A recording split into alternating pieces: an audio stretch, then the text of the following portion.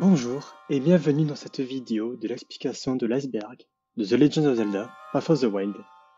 Enfilez vos tenues de plongée et partons ensemble explorer les profondeurs de l'océan afin de découvrir les mystères et secrets de Zelda Breath of the Wild.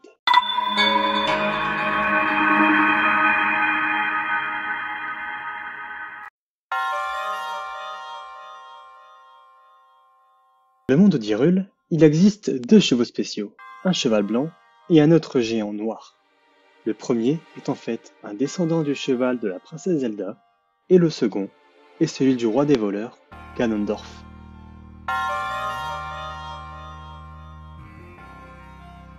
Les ruines du ranch dans la plaine d'Hyrule est en fait le ranch Lon-Lon de Ocarina of Time.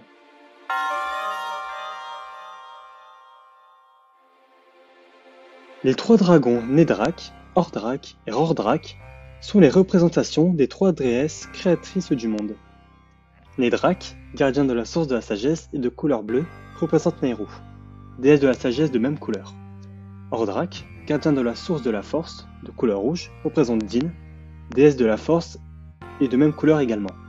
Et Rordrak, gardien de la source de la sagesse, représente donc Faror, déesse de la sagesse. On peut aussi aller plus loin en disant que ces trois dragons représentent également chacun un morceau de la Triforce.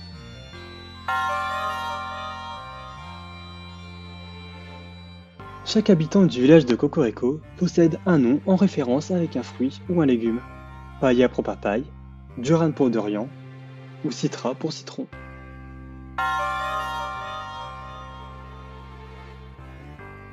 Il est possible d'accrocher dans la maison de Link et limite la photo que nous donne Azarim à la fin du second DLC, Ode au prodige.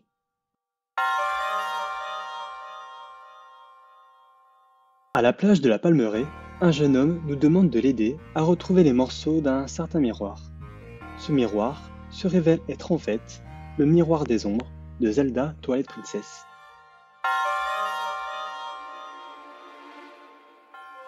Le socle de l'épée de légende de A Link to the Past est le même que celui de Breath of the Wild. Effectivement, autour de ces socles, on y trouve trois fleurs bleues.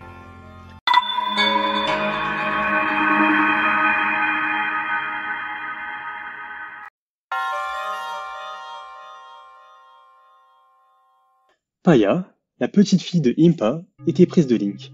Elle le confie dans son journal intime, et c'est si mignon. Il semblerait que ce soit réciproque d'ailleurs. Mais j'en ai peut-être déjà trop dit.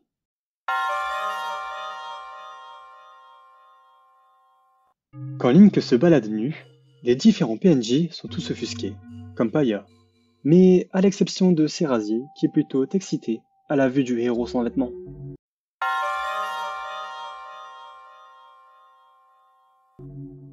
L'île du Morian est une île vide se trouvant à côté de la forêt Korogu.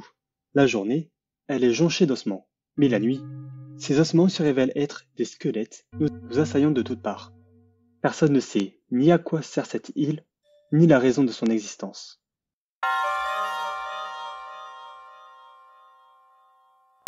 It's dangerous to go alone est sûrement la phrase la plus populaire de la licence, et elle est bien sûr présente dans ce jeu. Effectivement, lorsque l'on place un marqueur sur la carte, des symboles Sheikah apparaissent, et en les traduisant, on obtient la phrase It's dangerous to go alone.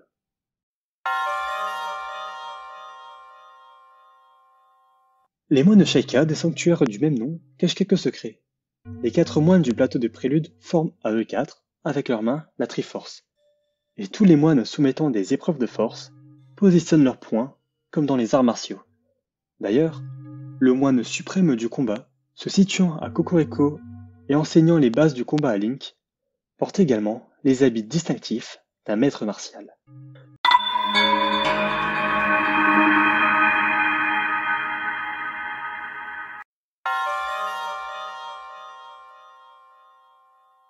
C'est au plateau du Prélude que nous rencontrons le vieil homme, se révélant être le roi d'Hyrule. Durant notre exploration du plateau, le vieil homme se tient devant une pile de pierres qui est tout sauf naturelle. Dans les fichiers du jeu, cette formation de pierres se nomme FLDOBJ, King's Tomb, A01. Oui, le roi se tient en fait devant sa propre tombe.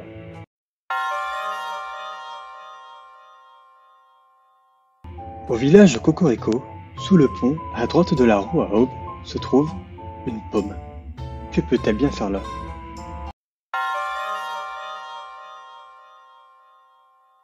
En des temps immémoriaux, vivait en Fironne un peuple baptisé Sono. Son histoire s'est perdue au fil des âges, n'en restant que des ruines. Selon certaines rumeurs, ce peuple était composé de tribus sauvages installées en Fironne, endroit où se trouve le plus de ruines. Cependant, on peut trouver des vestiges Sono dans tout Tyrol, comme le célèbre plateau du Tonnerre, l'île d'Edal, l'ancien château d'Edal du nord et du sud, ou encore les ruines des Obscurcis.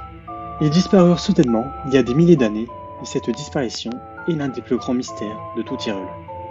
Je vous conseille la vidéo de Rinkuto, qui en a fait un dossier complet. Le lien est en description.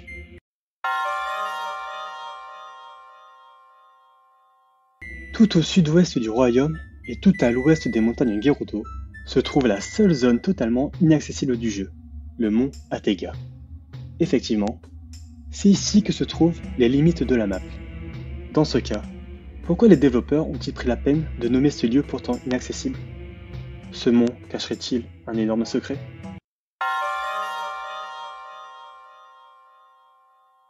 Au relais des Géminées se trouve Tabaga, un homme nous dévoilant de quelle forme sera la lune ce soir. Et cet homme a une certaine passion pour une lune très particulière, la lune de sang. En effet, lors de cette dernière, cet homme se retrouve totalement possédé. Il se met à courir dans tous les sens, en hurlant des phrases très étranges. Mais qui est donc cet homme?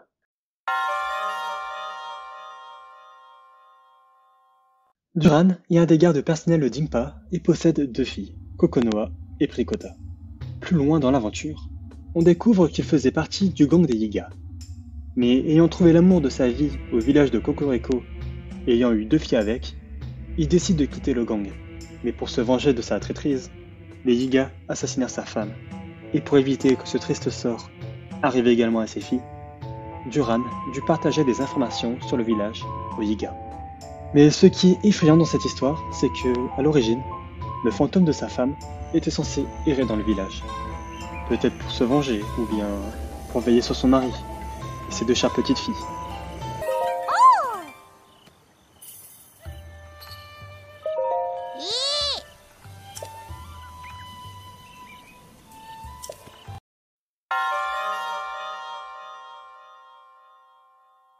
Pour la conception des créatures divines, les développeurs avaient énormément d'idées d'animal, les représentant d'une Raimanta. Justement, une maquette de créature divine représentant une Raimanta est justement présente au laboratoire antique des limites.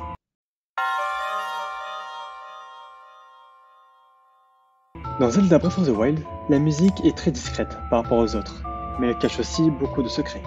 Par exemple, la musique du Temple du Temps de Breath of the Wild est la même que le temple d'Ocarina of Time sans les chants.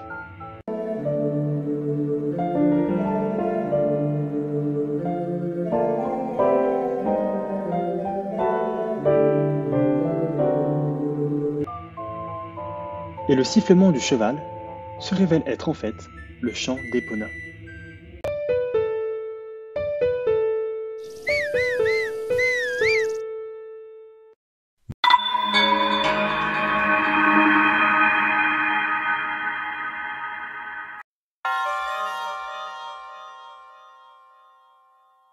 Dans Zelda Breath of the Wild, il existe 4 créatures divines, avec chacune une musique différente les s'accompagnant. Vous n'avez pas remarqué? Toujours pas? Je vais vous expliquer ce petit détail. Connaissez-vous le langage Morse? Il s'agit d'une méthode utilisée en télécommunication afin d'encoder un message. Le plus connu est le SOS, qui est une interprétation d'un signal de détresse et de demande d'assistance immédiate. Et voici l'interprétation de ce signal. Je vous remets maintenant le début du thème de Varuta.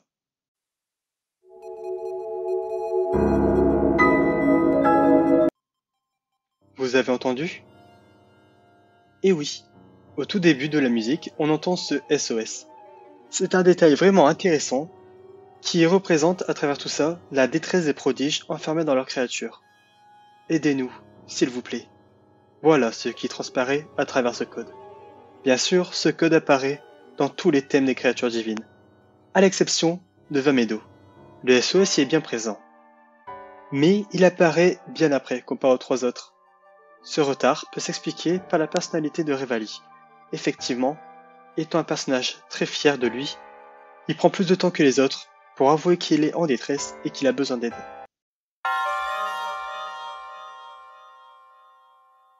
En vous téléportant à Varota, si vous regardez vers le ciel et attendez pendant 30 secondes, une tétralame tombera du ciel.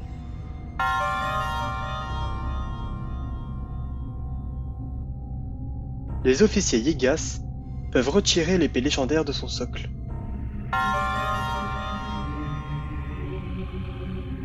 Les Minish sont un peuple de gens si petits qu'on ne pourrait les distinguer à l'œil nu. Ils apparaissent uniquement dans l'épisode The Minish Cap. Mais selon les développeurs, il était envisagé que ce peuple fasse son retour dans l'épisode Breath of the Wild.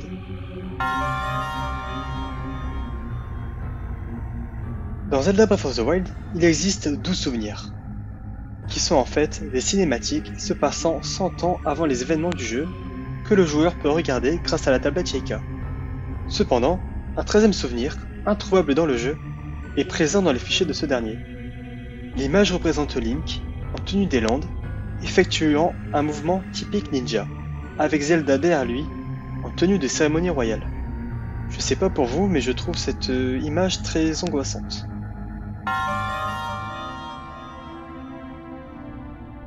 Au plateau du prélude, nous faisons la rencontre du vieil homme, qui se révèle être en fait le roi d'Hyrule. Cependant, un joueur s'est amusé à déplacer le vieil homme de la forêt vers le vieil homme qui coupe l'arbre. On se rend donc compte qu'il y a en fait plusieurs vieils hommes.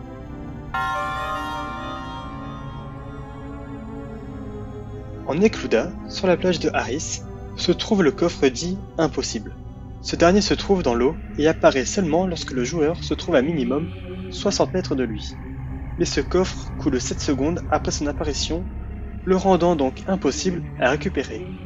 Cependant, le joueur et youtubeur Cleric a réussi l'exploit de l'ouvrir en boostant Link, avec de la nourriture et en faisant usage de nombreux autres glitches. Mais malheureusement, la récompense n'est pas du tout à la hauteur de cet exploit, étant donné que le coffre ne contient que des morceaux d'ambre brut.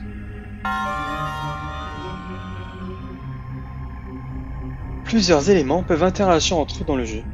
Les objets mécaniques et l'eau peuvent faire conduire l'électricité, et il en est de même pour les moutons. Oui, à l'instar des métaux et de l'eau, les moutons sont également conducteurs d'électricité. À la montagne de la mort, il y a des canons qui peuvent tirer des rochers lorsque l'on y place des bombes dedans, et on peut remarquer que lorsque l'on active le bullet time au moment de la détonation, le rocher tiré est en fait une boule de métal.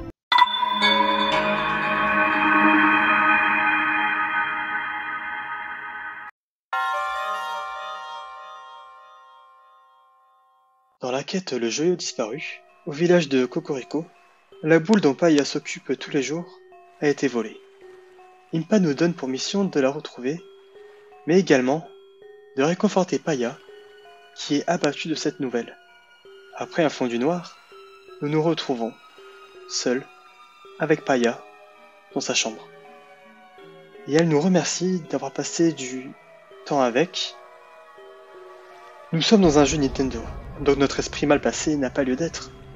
Mais pourtant, si on observe le dos de la jaquette française, on ne remarque rien. Mais si on regarde le dos de la jaquette du jeu japonaise, on remarque que la signalétique « sexe » qui prévient d'un contenu d'où il y a représentation de corps nus et ou des comportements ou allusions de nature sexuelle y est apposée. Je n'ai pas besoin de vous faire un dessin. Vous avez tout de suite compris où je veux en venir.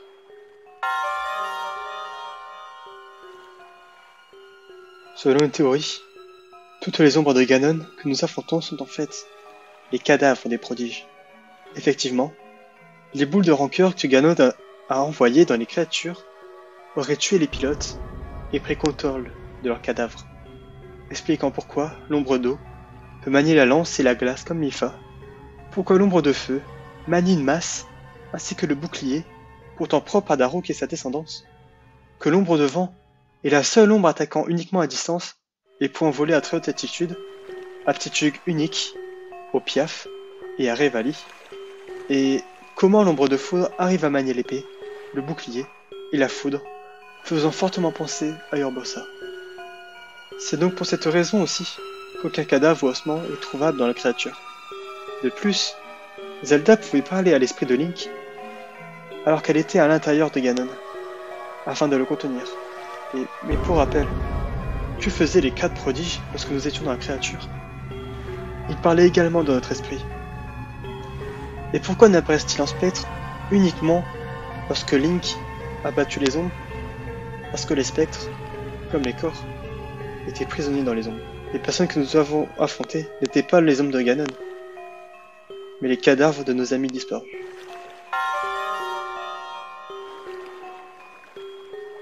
Le Link d'il y a 100 ans est mort. Vraiment. Le Link que nous jouons a été créé de toutes pièces par le sanctuaire de la Renaissance.